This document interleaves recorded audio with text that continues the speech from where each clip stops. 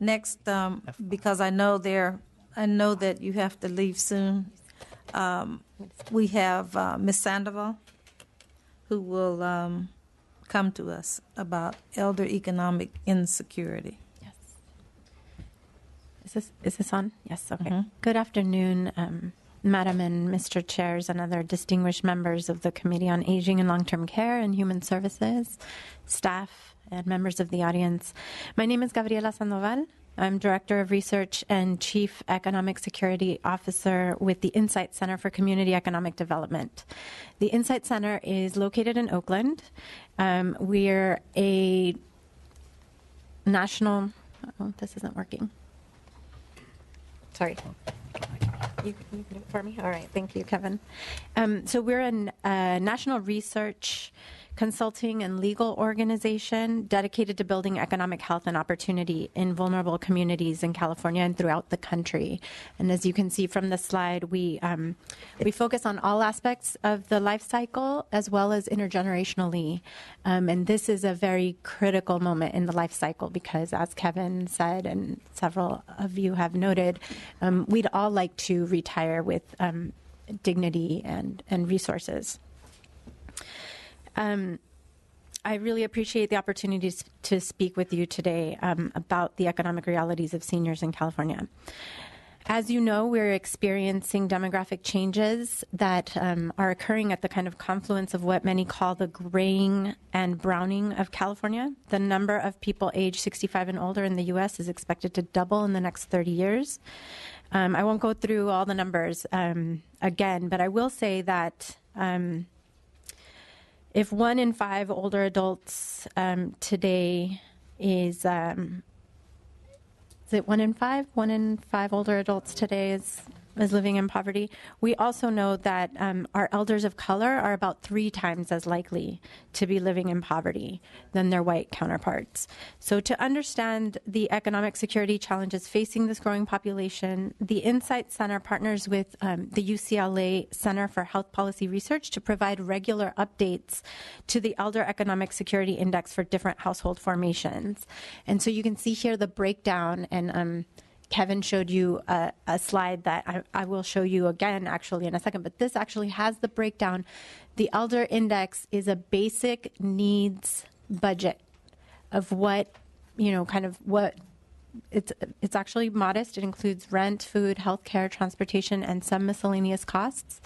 So you can see the breakdown up there by month as well as by year. And it's a more accurate measurement of the cost of living than the federal poverty guidelines because it reflects variation by county and type of housing. In 2011, the California legislature enacted and Governor Brown signed into law Assembly Bill 138, the Elder Economic Planning Act, which assists area agencies on aging in planning to meet the needs of seniors using the Elder Index. So there is precedent for using this alternative metric to the federal poverty guidelines.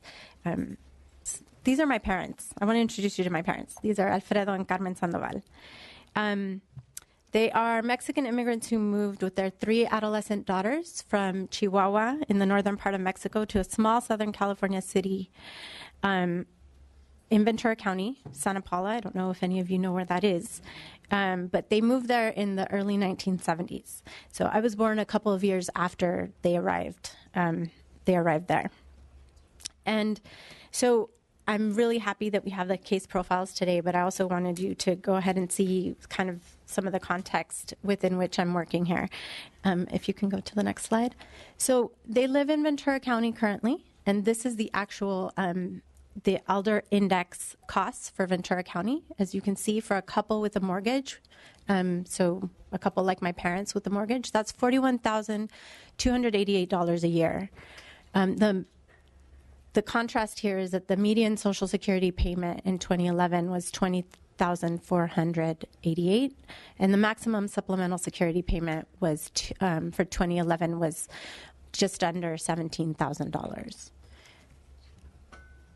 Okay, so in an effort to prepare for this presentation, I actually called my mom and talked to her a little bit about her budget, which I hadn't actually ever spoken with her about specifically. But you can see here that in contrast to that actual basic needs budget, my parents make about $17,000 a year. And this is all Social Security and SSI.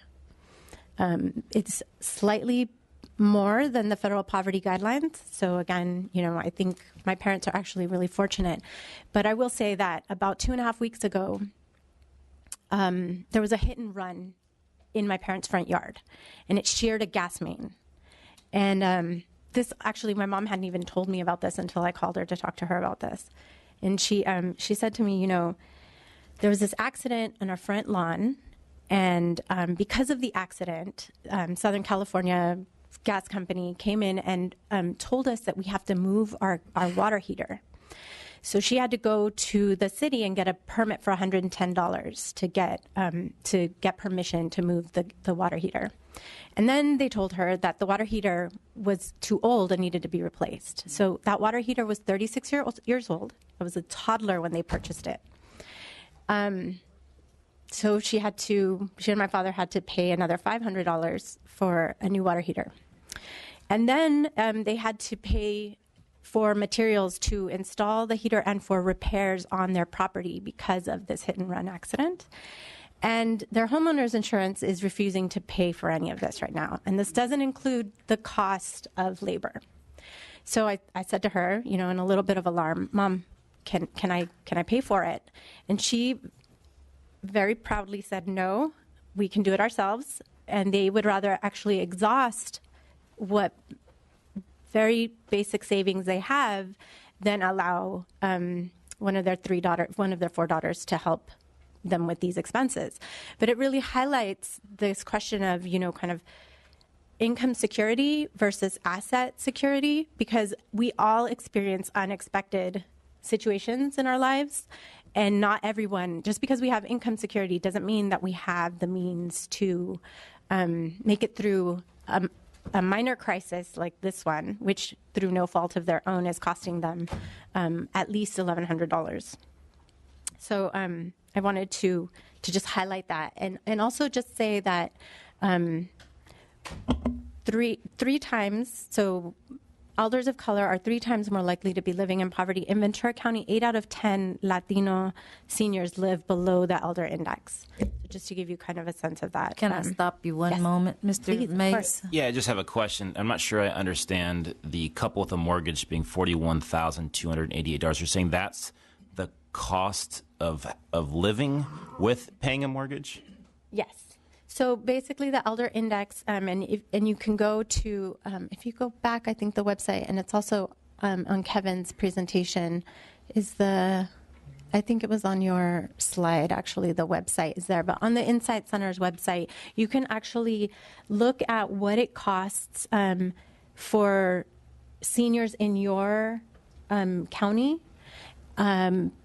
depending on whether or not they rent, they own their home outright, or they pay a mortgage, and depending on whether or not they're raising grandchildren, or if their adult children have moved back in with them. So there are different family formations, and the budget varies. And I understand that it's different, but how many seniors in Ventura County own their home? Do you have a number? Do you have a percentage, or even statewide, how many people own their home? Because that'll make a difference, right, with that number. Right, yes. And I don't have that percentage for you off the top of my head. I'm happy to look if you'd like for me to look for it for you. But if you actually go to the SC calculator online, you can see what the breakdown is for mortgages in any given county.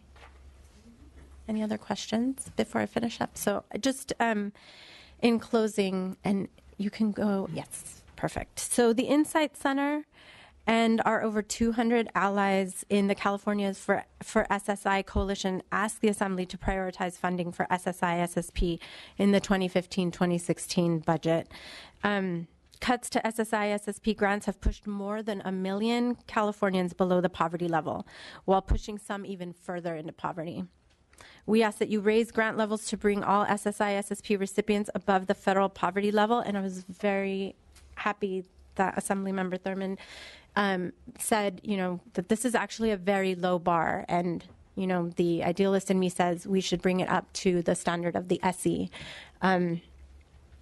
So we are asking that you raise grant levels to bring recipients above the federal poverty level and eventually above the U.S. Census Bureau's supplemental poverty measure, which, as Kevin stated, is still a very conservative measure of poverty. Provide a cost of living adjustment for the state SSP portion of the SSI SSP grant, and address hunger among SSI SSP recipients who are currently ineligible for federal food assistance in a way that does not harm or reduce the benefits of any recipient. Mr. and Madam Chair and committee members, thank you so much for your time and attention and for your service to California, especially to our seniors who are counting on you to strengthen our state's economy by reducing obstacles to economic stability. Thank you so much, Mrs. Sandoval.